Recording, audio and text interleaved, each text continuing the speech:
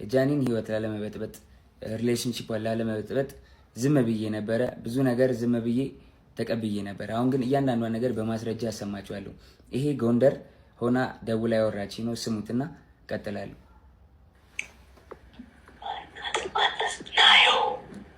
ናየው አለች እያለች ነው። ራቁቷን ስለሆነች ቪዲዮ ላይ ቪዲዮን አላሳይም። በደምብ ስሙት። ቤቴ ነኝ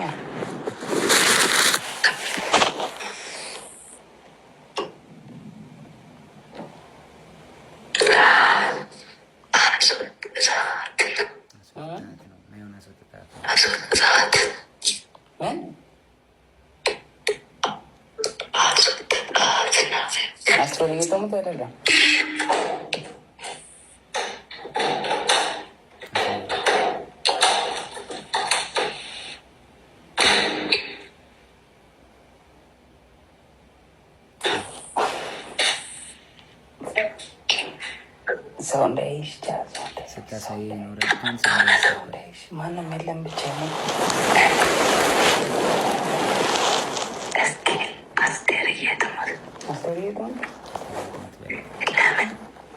አሁን የገባሁት ሆስፒታል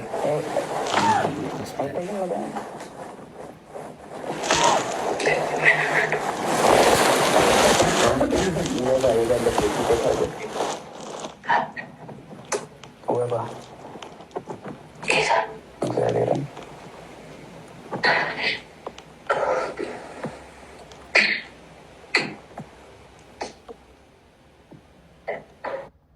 ስለረዘመ ቀጣዩን ፓራግራፍ ሆና ያወራች ነው። ይሄ እሱ ሳሎን ሆኖ እሷ ሽንት ቤት ተደብቃ ይመጣል። እሱ መጨረሻ ላይ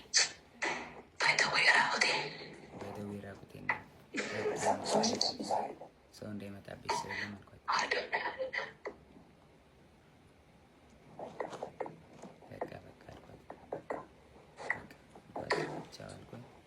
ዘጋሁት።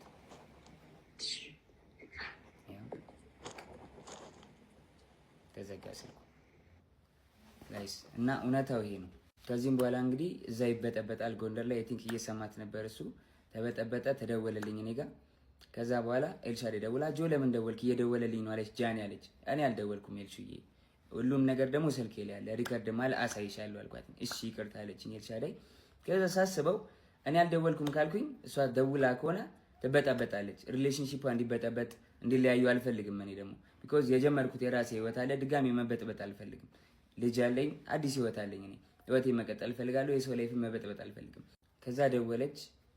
እሱም እየሰማህ ነው ምንድን ነው አለችኝ። መበጥበጥ ስላልፈለግኩ ውክልና ሰጥቻታለሁ። የባንኬን መኪና የገዛች ጊዜ 1 ሚሊዮን ብር ሰጥቻት ነበር። እስር ቤት በነበርኩበት ሰዓት ትራንስፈር ማድረግ ስለማልችል 1 ሚሊዮን ብር ከባንኬ ላይ ውክልና ሰጥቻት እንትን ብላ ነበር። ነው ውክልናው አልተነሳም። ጃኒ አይ በቃ ውክልናው እንድታነሽልኝ ነው ብዬ ዘጋሁት ስልኩን ማለት ነው። እስከ ዛሬ ድረስ አንተን የደወልከው ምናምን ለምን ትንትላለህ ምናምን ስባል ዝም ያልኩትኝ የእሷ ሪሌሽንሺፕ ላለመበጥበጥ ነበር፣ ይሄን ነገር ላለማውጣት ነበረ። ግን በዚህ ልክ በዚህ ርቀት ልክ እኔን ለመጣል ትሄዳለች ብዬ አስቤ አላውቅም።